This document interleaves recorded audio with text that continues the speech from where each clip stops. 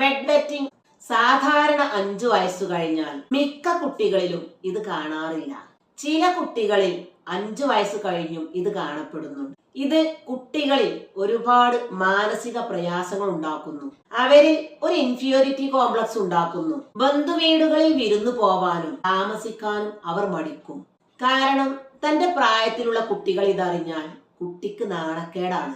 അതുമാത്രമല്ല, ഈ പ്രശ്നം മൂലം കുട്ടിക്ക് രാത്രിയിൽ ഉറക്കം നഷ്ടപ്പെടുന്നു. മതിയായ രീതിയിൽ ഉറക്കം കിട്ടാഞ്ഞാൽ രാവിലെ എണീക്കുമ്പോൾ അവർക്ക് ആ ഫ്രഷ്നെസ് നഷ്ടപ്പെടും. പിന്നെ സ്കൂളിൽ ഇരുന്നാവും ഉറക്കം. പഠിപ്പിക്കുന്നതൊന്നും തലയിൽ കയറില്ല. കുട്ടികൾക്കൊപ്പം കളിക്കാനും ഉത്സാഹം കാണില്ല. കുട്ടികളിൽ അവരുടെ എനർജി ഡൗൺ ആയി പോകുന്നു.